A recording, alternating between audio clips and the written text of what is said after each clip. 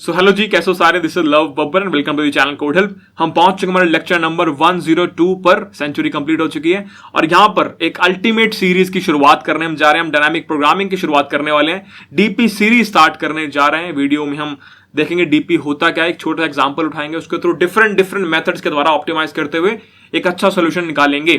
ठीक है। अब मार्केट में डीपी सीरीज बहुत सारी एग्जिस्ट करती है, तो इसकी क्या नीड पड़ गई। देखो, एक अच्छी सीरीज वो होती है जिससे सबको समझ में आ जाए। बिल्कुल हो सकता है किसी व्यक्ति ने पढ़ा रखा और उससे बहुत अच्छा समझ में आपको आता हो, राइट। बहुत अच्छी बात है। हम यहां पर ये टारगेट कर रहे हैं कि हम इस डीपी सीरीज में जितने भी लेक्चर बनाएं वो इस प्रकार हो कि सामने वाले व्यक्ति को डीपी पर कमांड बन जाए और अगर वो कल को गूगल के इंटरव्यू में बैठता है और वहां पर उसे डीपी से रिलेटेड कोई भी क्वेश्चन पूछा जाता है तो वो उसे बहुत ही आराम से सॉल्व कर पाए।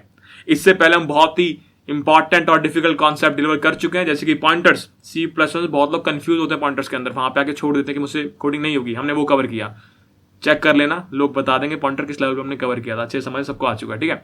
हमने रिकर्जन कवर किया, हमने stacks, queues, link list, tries, trees, heaps, ये सब कुछ कवर कर लिया। ग्राफ भी कवर कर लिया। अब बारी है डीपी की, ठीक है। C++ में या फिर डीएसए की जब बात होती है तो मेनली लोग दो जगह पर फंसते हैं। पहला, पॉइंटर्स ग्रैंड लेवल पे कवर किया हुआ है। सेकंड, रिकर्जन, सीरीज ऑलरेडी बना रखी है। Third, DP. DP is something, अगर आपको रिकर्जन अच्छे से आता है तो आप डीपी कर लोगे, मेरा ही मानना है, ठीक है। अगर आपकी रिकर्जन पर मास्टरी है, अगर आपके रिकर्जन पर मास्टर रिकर्जन में बिल्कुल वीक नहीं हो तो डीपी आपको अच्छे से समझ में आ जाएगी। तो अगर मुझे कोई बोले डीपी के लिए प्री रिक्विजिट क्या है, तो मैं बोलूंगा डीपी का प्री रिक्विजिट है भैया रिकर्जन। तो अगर किसी ने मेरी रिकर्जन सीरीज नहीं देखी है, पहले वो हमारी रिकर्जन वाली प्लेलिस्ट को देख के आएगा और उसके बाद डीपी को स्टार्ट करेगा, तब आपको अच्छे समझ में आएगा, ठीक है। पर देखने के बाद, ये कंप्लीट करने के बाद जब यहाँ पे आओगे ना यार, एकदम मक्खन तरीके से डीपी आपकी सॉल्व हो रही होगी। डीपी के बहुत सारे पैटर्न सॉल्व करेंगे। Coin change variant, matrix multiplication के variant, DP with bit masking, 1D array पे, DP on grids, DP on subsequences, ठीक है, डीपी विद हैश, और बहुत सारी अलग अलग चीजें, बहुत सारे अलग अलग पैटर्न यहाँ पे हम सॉल्व कर रहे होंगे। बहुत मजा आपको आने वाला है। याद रखना, एक बार ये डीपी सीरीज कंप्लीट कर ली उसके बाद कोई इंटर में डीपी से डर लगने वाला है नहीं। तो शुरुआत करते हैं व्हाट इज डीपी। बात करते हैं डीपी होता क्या है, पहले ये समझ लेते हैं। एक बहुत प्यारा कोट है, जब भी डीपी की शुरुआत होती है ये कोट हमेशा लिखा जाता है, ठीक है। तो कोट ये है कि those who forget the past are condemned to repeat it. जल्दी इसका मतलब समझ में आएगा आपको जब हम क्वेश्चन सॉल्व कर रहे होंगे, बट ठीक है, कि लोग जो अपना पास्ट भूल गए उनको वो चीज दोबारा रिपीट करनी पड़ जाएगी, ऐसा कुछ समझ में आ रहा है मैं इससे, ठीक है। अभी जब डीपी हम समझ लेंगे, डीपी का क्वेश्चन एक कर लेंगे तो आपको समझ में आएगा कि हमने क्यों बोला था, ठीक है, क्यों बोला था। अब डीपी के द्वारा क्वेश्चन सॉल्व करने के बहुत सारे तरीके हैं। अगर मुझे क्वेश्चन सॉल्व करना है यूजिंग डीपी, मेरे पास पहला तरीका क्या है कि भाई मैं टॉप डाउन डीपी लगा दूं, टॉप डाउन अप्रोच लगा दूं। कि मैंने टॉप डाउन अप्रोच लगाई, और टॉप डाउन अप्रोच क्या होती है, मैंने बोला रिकर्जन प्लस मेमोराइजेशन। आपको रिकर्जन का यूज करना है प्लस मेमोराइजेशन का यूज करना है। भैया क्या होता है मेमोराइजेशन, मैंने कहा भी डिस्कस कर लेंगे थोड़ी देर आगे, क्वेश्चन जब करेंगे समझ में आ जाएगा।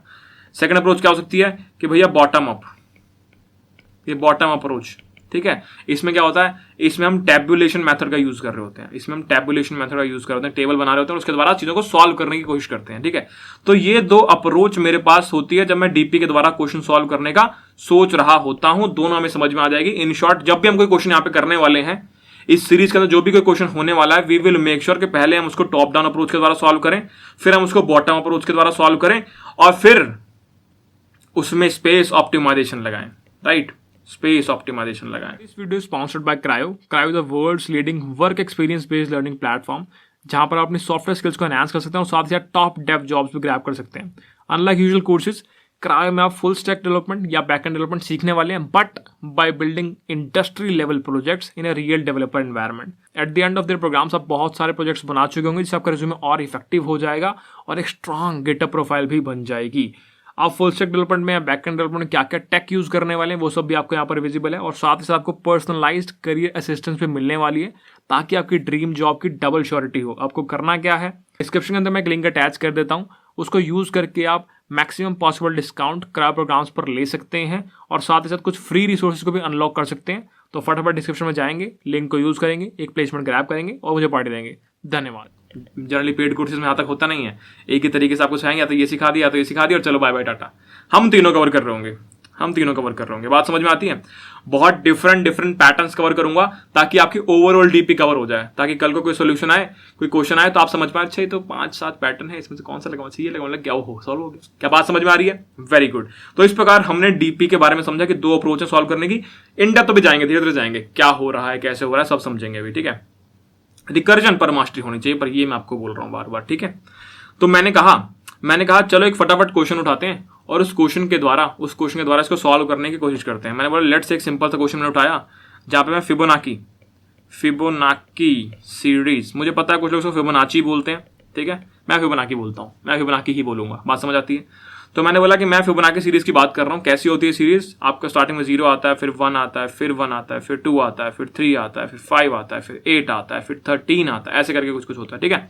आपको यहां पर यह पता है कि हर एक नंबर पिछले 2 नंबर के सम से बना होता है, हर एक नंबर पिछले 2 नंबर के सम से बना होता है, हर एक नंबर पिछले 2 नंबर के एडिशन से बना होता है। ये चीज हमें पता है, ठीक है।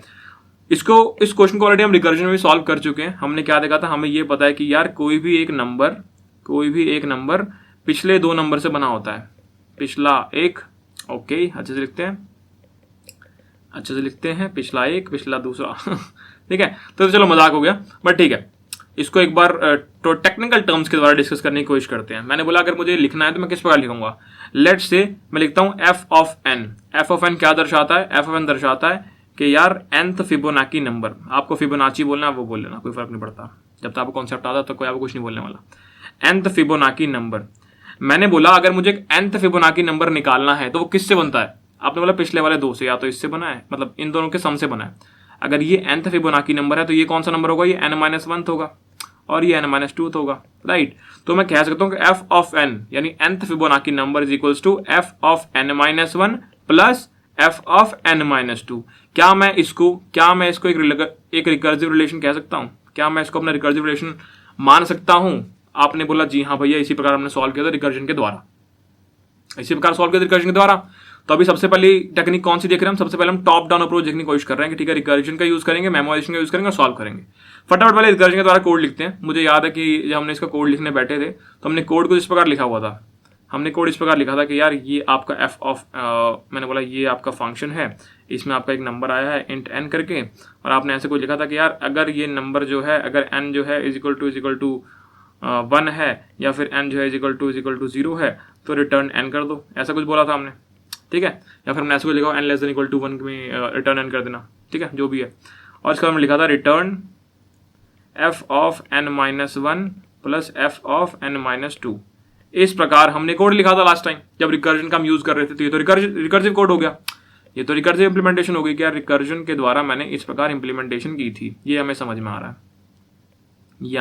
रहा है, अब फटाफट एक बार इसका रिकर्सिव ट्री बना के देखते हैं और समझने की कोशिश करते हैं कि ठीक है डीपी कैसे लग रही है, पता कैसे लगेगा डीपी लगानी कैसे है। तो मैंने बोला ठीक है, लेट्स से मुझे 8 निकालना था। ये मेरा 0th नंबर है, ये मेरा फर्स्ट नंबर है, ये मेरा सेकंड नंबर है, ये मेरा थर्ड नंबर है, ये मेरा 4th नंबर है, ये 5th नंबर है और ये 6th नंबर है, यानी मुझे 6th फिबोनाची नंबर निकालना है। तो मैंने कहा कि एक कॉल मेरे पास आती है जो कि कहती है कि f ऑफ 6 निकाल लो, 6th फिबोनाची नंबर निकाल लो, ठीक है। अब मुझे क्या पता, जब भी f ऑफ 6 आएगी तो रिकर्सिव रिलेशन किस प्रकार था? f ऑफ n-1 और f ऑफ n-2, ठीक है। तो पहले कॉल कौन सी जाएगी? पहले आपकी कॉल जाएगी f ऑफ n-1 यानी f ऑफ 5 की, ठीक है, f ऑफ 5 की आपकी कॉल चलेगी, फिर दोबारा f ऑफ 4 की कॉल चलेगी, फिर दोबारा f ऑफ 3 की कॉल चलेगी, फिर दोबारा f ऑफ 2 की कॉल चलेगी, फिर दोबारा f ऑफ 1 की कॉल चलेगी। क्या मैं कह सकता हूँ f ऑफ 1 जो बेस केस है, चेक कर लेते हैं। मैंने ये बोला हुआ f ऑफ 1 और f ऑफ 0 दोनों बेस केस है।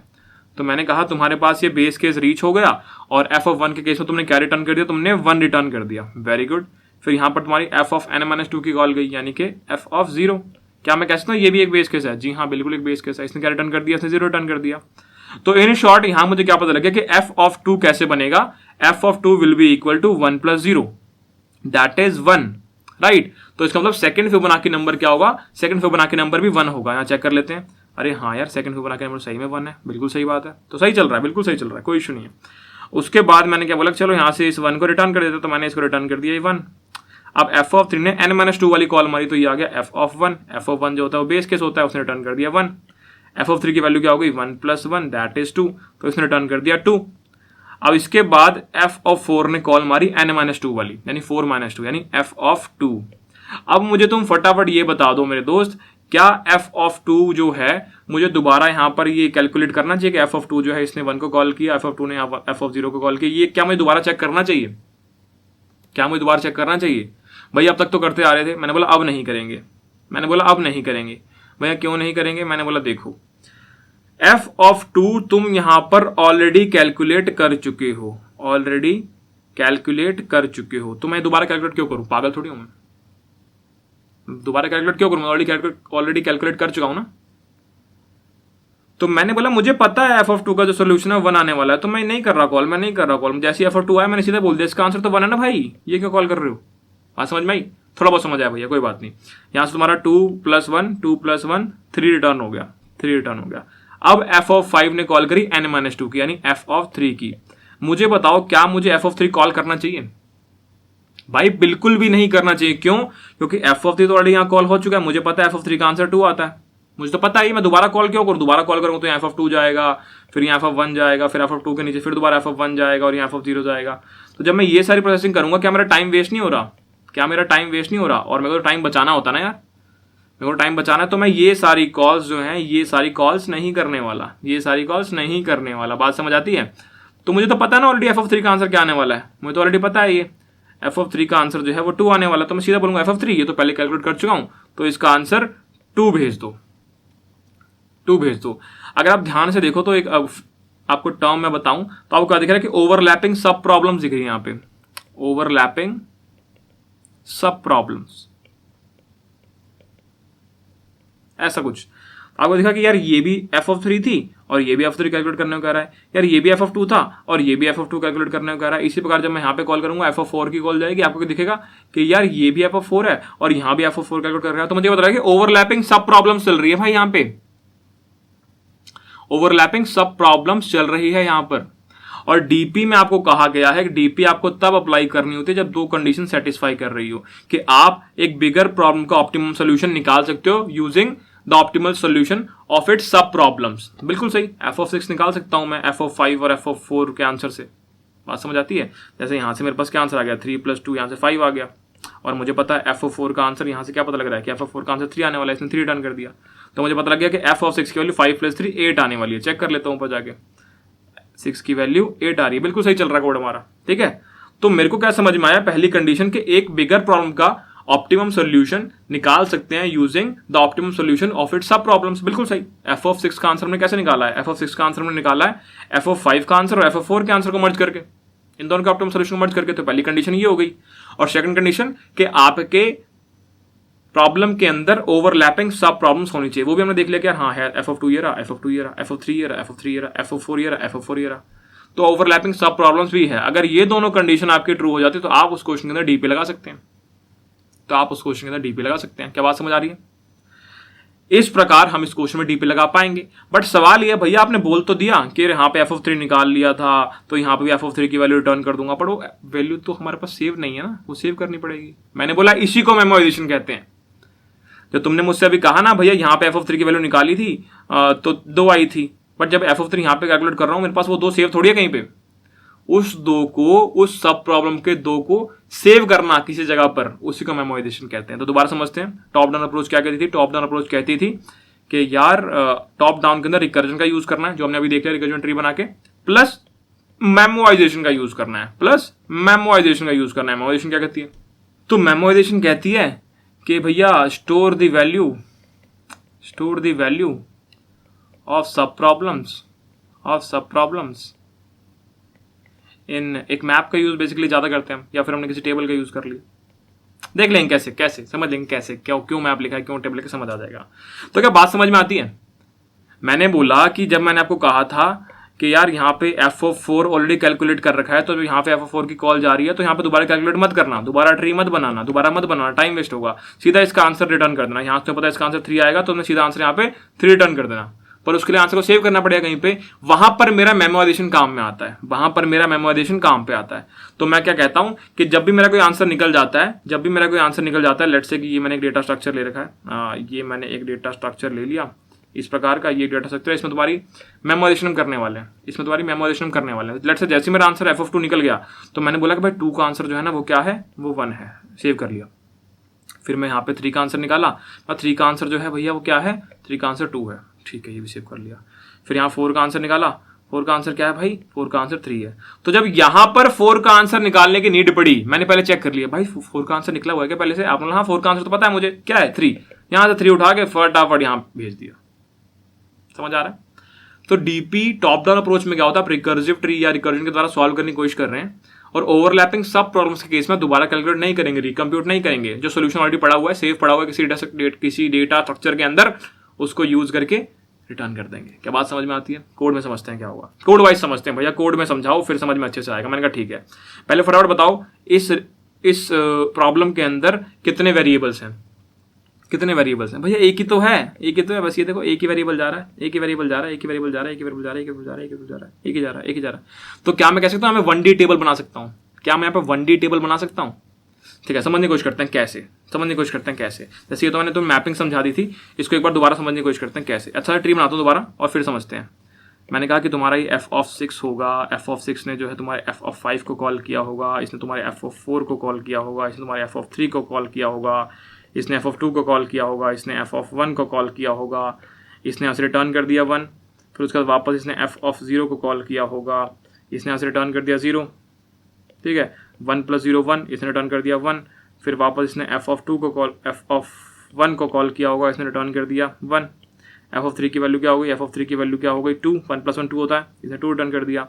उसके बाद f(4) ने कॉल किया होगा f(2) को, f(2) का आंसर जो मेरे पास, चेक करते हैं अब क्या होने वाला है, अब चेक करते हैं क्या होने वाला है, अब चेक करते हैं क्या होने वाला है, ठीक है। तो मैंने कहा तुमने यहाँ पे एक 1D अरे बना रखा होगा, तुमने यहाँ पे एक 1D अरे बना रखा होगा, कैसे, इस प्रकार देखो, तुम्हारे को कितना n की वैल्यू क्या थी 6 थी, तो तुमने क्या लिया n+1 साइज का n+1 1D अरे बना लिया। फटाफट चेक करते हैं, n+1 साइज का 1D अरे बना लिया, 1 2 3 4 5 6 7 0 1 2 3 4 5 सॉरी 5 6। मैं n+1 क्यों बनाया, अरे 0 पे इंडेक्सिंग है ना इसलिए ठीक है, 0 पे तो देखना है, यहाँ से देखो ना, मैंने बोला ना कि यार ये नंबर कैसे हैं, 0th number, 1st number, 2nd number, 3rd number, 4th number, 5th number, 6th number, इसलिए बनाया, समझ गए।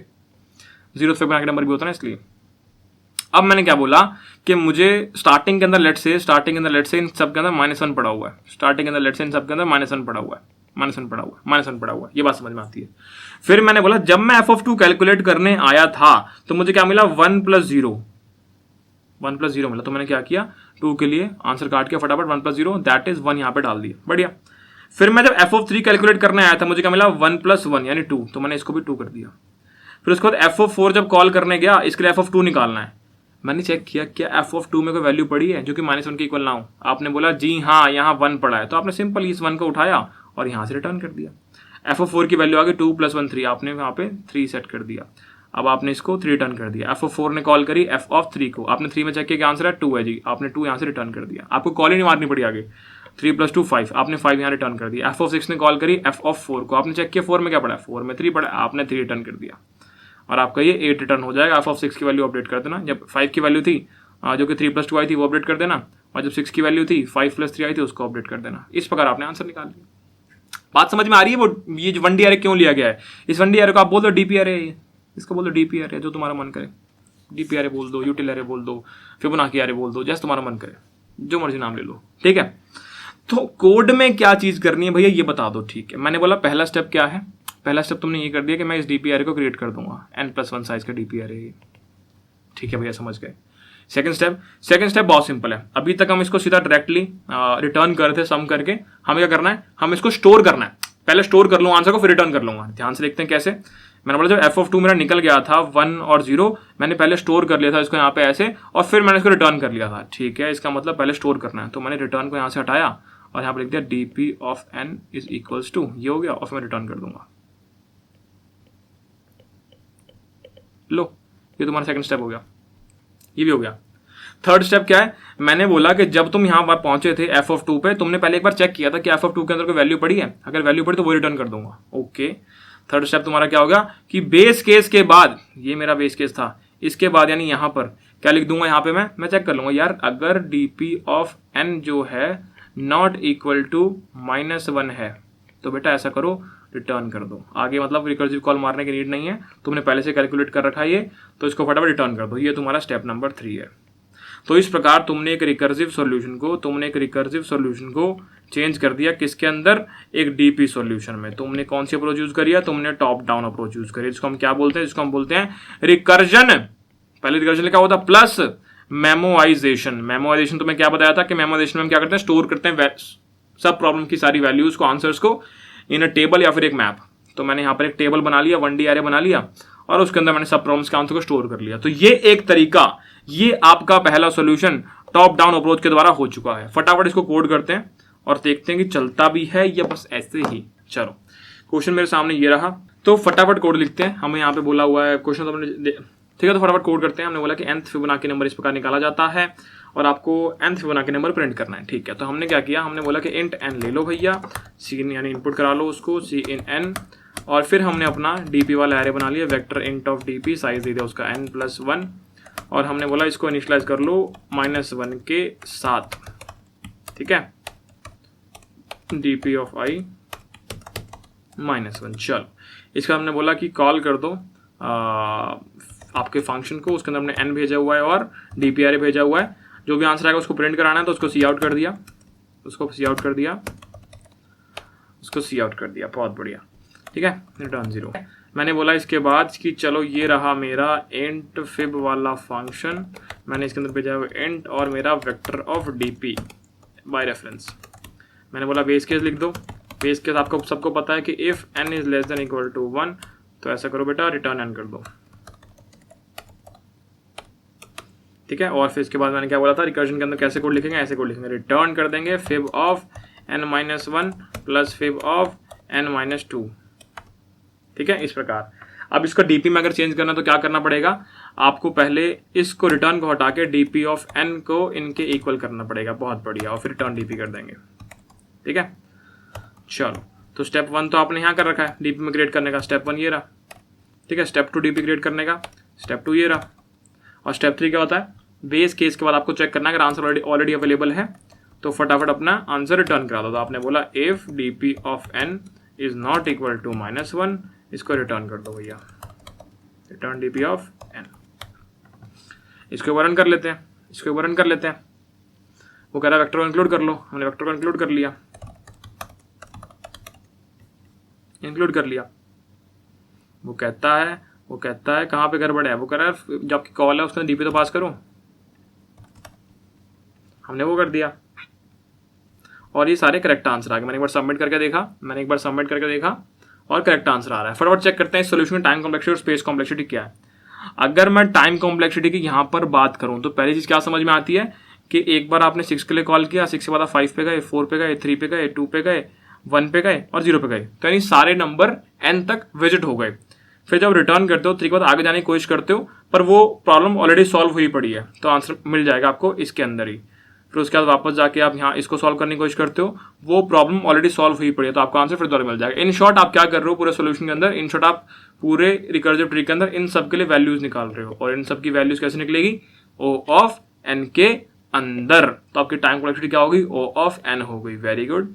अगर स्पेस कॉम्प्लेक्सिटी की बात करूं तो पहला स्पेस तो आपने किसने लिया हुआ है, DPRN लिया हुआ है, जो कि O ऑफ n है। ठीक है, आपके रिकर्जन की डेप्थ कितनी है, वो भी n तक जा रही है, तो वहां पर भी आपकी कॉम्प्लेक्सिटी O ऑफ n लग जाएगी। तो in short nearly O of n के इक्वली आपकी स्पेस कॉम्प्लेक्सिटी भी आ गई है।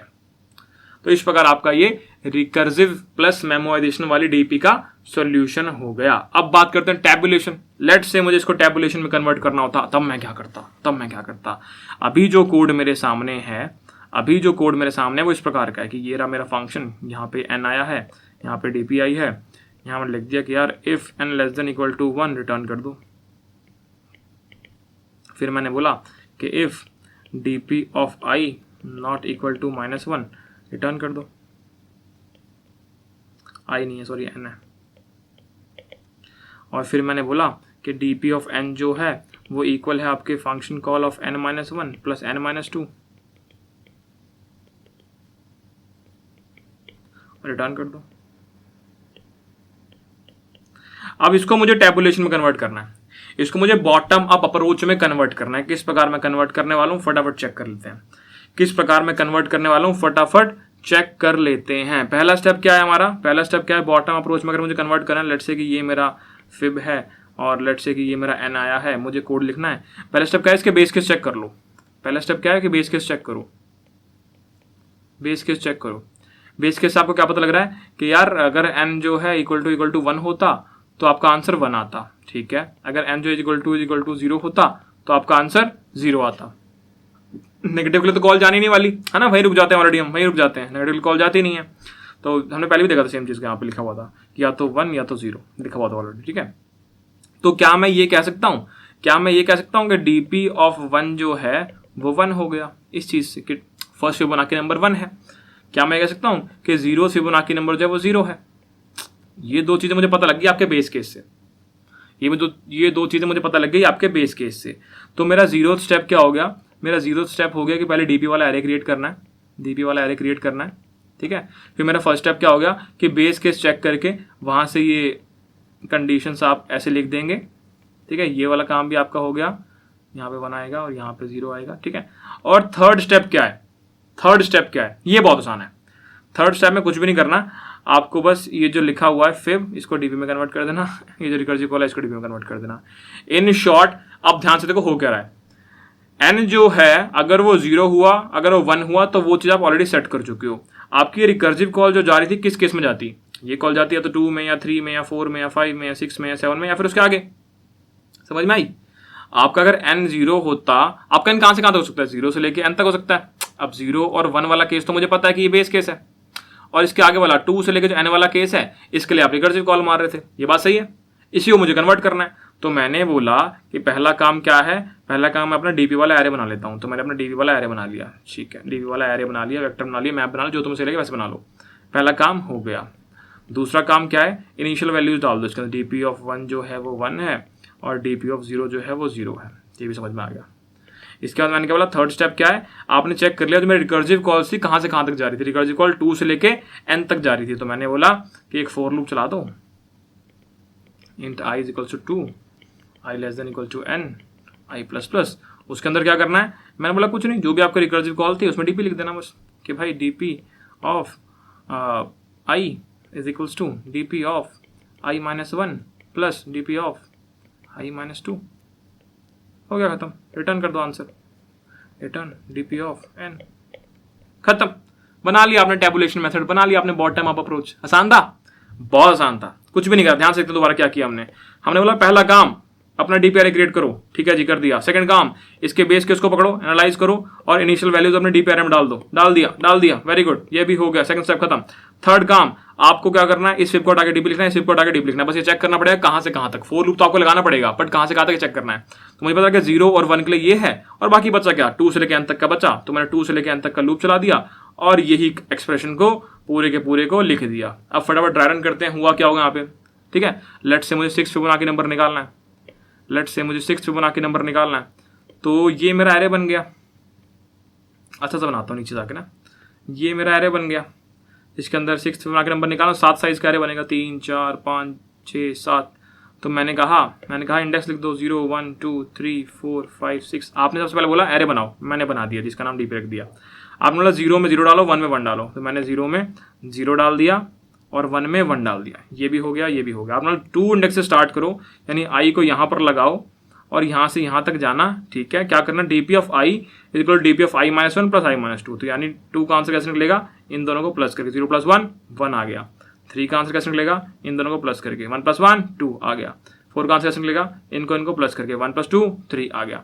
5 का आंसर कैसे निकलेगा, 2 प्लस 3 5। 6 का आंसर कैसे निकलेगा, 3 प्लस 5 8। बिल्कुल सही, फिर दोबारा 8 निकाल लिया हमने। एक और तरीका, यहाँ पे टाइम कॉम्प्लेक्सिटी निकालना कितना आसान है, साफ साफ दिख रहा है कि एक लूप चला 2 से लेके n तक, मेरी टाइम कॉम्प्लेक्सिटी क्या होगी, O ऑफ n हो गई, राइट।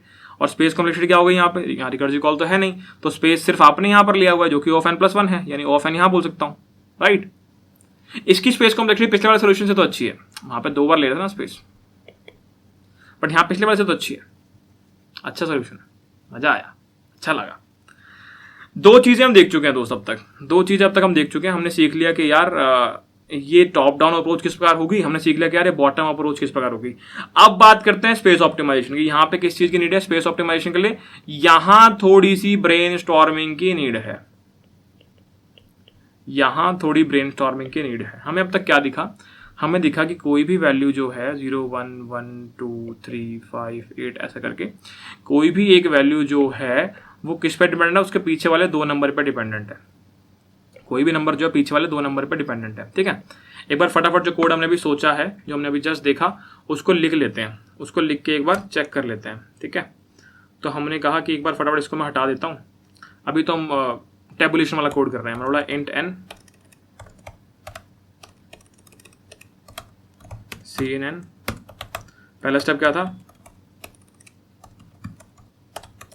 स्टेप 1 क्या है, स्टेप 1 है भैया कि एक डीपी वाला हमने वेक्टर एरे या मैप कुछ भी क्रिएट कर दिया n+1 साइज का, ठीक है। उसको हमने इनिशियलाइज कर दिया किससे,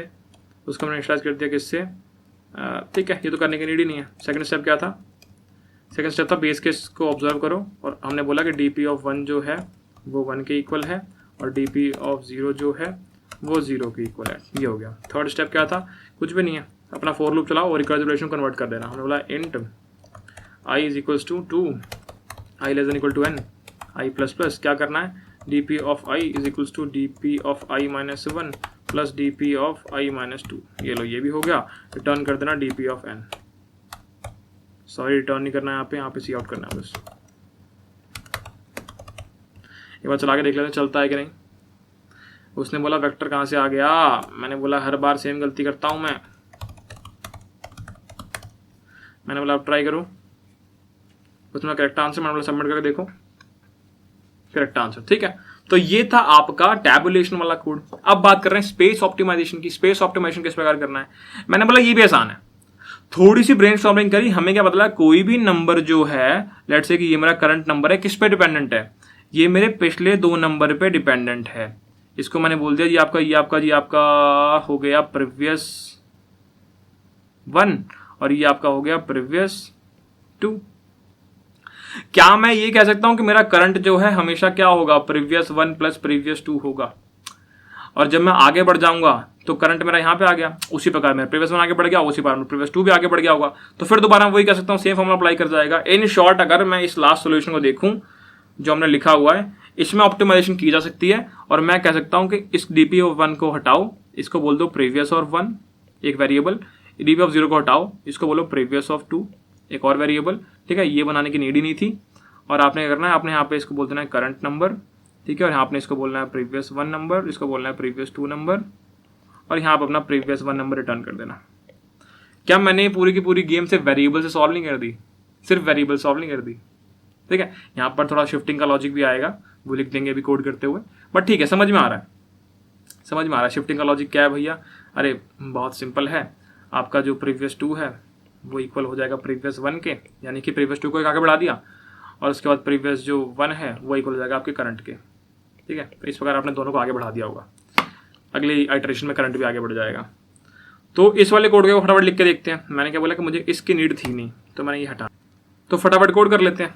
हमारी इस अप्रोच को हमने बोला कि इंट n ले लेंगे, सी इन n ले लेंगे, और हमने यहाँ पे 2 प्रीवियस बना लिए। प्रीवियस 1 को हमने बोल दिया कि तुम 1 के इक्वल हो, और प्रीवियस 2 को हमने बोल दिया कि भाई तुम 0 के इक्वल हो, ठीक है। ये बात समझ में आ गई, मैंने ये प्रीवियस 1 बना लिया, मैंने ये प्रीवियस 2 बना लिया। फटाफट मैंने क्या किया, एक फॉर लूप चलाया जो कि हमारे डीपी वाले कोड में था पहले, इंट i इक्वल 2 से लेके i less than equal to n, i plus plus, इसके अंदर मैंने क्या किया, मैंने बोला जी एक करंट वेरिएबल बनाऊंगा जो कि इक्वल होगा प्रीवियस 1 प्लस प्रीवियस 2 के, और फिर मैंने प्रीवियस 2 को शिफ्ट कर दिया आगे की तरफ। मैंने बोला यहाँ मेरा शिफ्ट का लॉजिक है, प्रीवियस 2 चला गया मेरा आगे की तरफ प्रीवियस 1 की तरफ, और प्रीवियस 1 मेरा चला गया आगे की तरफ जॉइनिंग करंट की तरफ। वेरी गुड, और आंसर मैंने प्रिंट कर दिया जी, ये मेरा आंसर है प्रीवियस 1, और ये बन गई बात।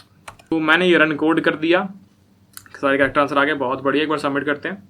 आई थिंक एक केस फंसेगा, ठीक है, इन्होंने शायद टेस्ट केस में कुछ गड़बड़ कर रखी है, बट यहाँ पे अगर हम कस्टम टेस्ट केस में जाके 0 डालेंगे, 0 केस में फंस जाएगा, 0 केस में आंसर 1 दे रहा होगा। तो आप एक एक्स्ट्रा कंडीशन मुझे लगानी पड़ेगी कि अगर मेरा n जो है इक्वल टू 0 है, तो मैं रिटर्न कर दूंगा भैया प्रीवियस 2 को या फिर 0 को, जो तुम्हारा मन करे। एक बार यहाँ पे चेक कर लेते हैं कंडीशंस क्या, कॉन्स्टेंट्स क्या दे रखे हैं। कंस्ट्रेंट दे रखे कि 1 से बड़ा होगा, ठीक है। तो n कभी 0 आएगा नहीं यार इन कंस्ट्रेंट्स के हिसाब से, इसलिए कोड चल गया। बट लेट से कहीं पे बोला कि n 0 भी हो सकता है, तो उस केस में आपको ये वाला केस हैंडल करना पड़ेगा, ये इफ लिखना पड़ेगा। अभी चलो नीड नहीं है इसकी, ठीक है। तो इस प्रकार आपने इसको कर दिया यार। अगर मैं इसकी कॉम्प्लेक्सिटीज की बात करूं तो इसकी टाइम कॉम्प्लेक्सिटी क्या है, आपको वो लूप दिख रहा है 2 से लेकर n तक का, इसकी वजह से इसकी टाइम कॉम्प्लेक्सिटी क्या हो गई, ऑफ n हो गई। इसकी स्पेस कॉम्प्लेक्सिटी क्या है, मैंने बोला मैंने तो कुछ यूज ही नहीं किया, वेरिएबल वेरिएबल वेरिएबल वेरिएबल, खत्म, ओ ऑफ 1। तो आपने तीनों सोल्यूशन देख लिया यार। पहले सोल्यूशन में time complexity O of n थी, स्पेस थी O of n plus O of n।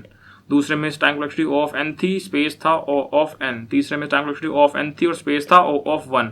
हम ऑप्टिमाइज करते हुए जा रहे हैं और हमने सबसे ऑप्टिमाइज सोल्यूशन देख लिया। आपने यहाँ पे टॉप डाउन डीपी देख ली, रिकर्जन प्लस मेमोराइजेशन, और यहाँ पे आपने बॉटम अप अप्रोच देख ली, ठीक है, जहाँ पे आपने टैबुलेशन का एक एग्जांपल देखा और यहाँ पे आपने स्पेस ऑप्टिमाइजेशन कर दी है।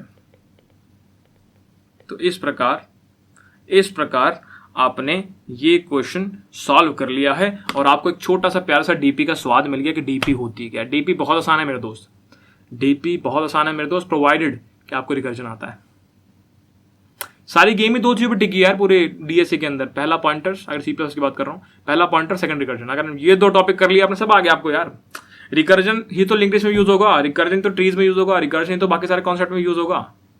रिकर्जन पकड़ बन गई, सब आ गया भाई। ग्राफ में भी रिकर्जन लगा रहे थे आप, डीपी में भी रिकर्जन ही लगाओगे आप, ठीक है। तो इस प्रकार हमने अपना intro to DP lecture number 1 DP series का और टोटल लेक्चर नंबर 102 खत्म कर लिया है। एक प्रैक्टिस प्लीज बना लेंगे यार हम, ठीक है। आपके कमेंट बहुत कम हो गए। आपको अगर लेक्चर देख के मजा आया, आपको चीज समझ में आ गई, अगर समझ में आ गई आप लिखो भैया समझ आ गया, समझ आ गया। अगर आपको समझ के साथ साथ मजा भी आ गया तो आप तो भैया मजा आ गया, ठीक है। और आपको जो भी और ओपिनियंस आप कमेंट सेक्शन में लिखेंगे। सेकंड, आपको लाइक करना पड़ेगा हमारी वीडियो को। मैं बोलता नहीं हूं, मैंने 101 वीडियोस में एक बार भी नहीं बोला, अब बोल रहा हूं। इतनी मेहनत करने के बाद जाके अब तुम्हें बोल रहा हूं, अब तुम कर सकते हो, ठीक है। और किसी व्यक्ति ने अगर सब्सक्राइब नहीं किया हुआ चैनल को तो वो भी सब्सक्राइब कर देना। ये तुम्हारा टॉप डाउन हो गया, बॉटम अप हो गया और ये तुम्हारा ऑप्टिमाइज्ड अप्रोच हो गया, ठीक है। तो इस प्रकार हमने इस क्वेश्चन को कर लिया, डीपी की थोड़ी बहुत सेंस ले लिया, डीपी किस प्रकार काम करती है। अगर आप इन चीजों पर अच्छे से काम कर रहे हैं, आपको मुझे मोटिवेशन मिलेगी और फिर मैं और कंसिस्टेंसी से, इतनी कंसिस्टेंसी के शायद दिन की 2 वीडियो भी डाल सकता हूं, अगर मुझे ये चीज दिख रही है कि सामने व्यक्ति को समझ में आ रहा है और वो उत्साहित है हमारी वीडियोस के लिए, ठीक है। तो शुभ इतना ही, मिलते हैं आपसे नेक्स्ट वीडियो में, तब तक के लिए धन्यवाद, बाय।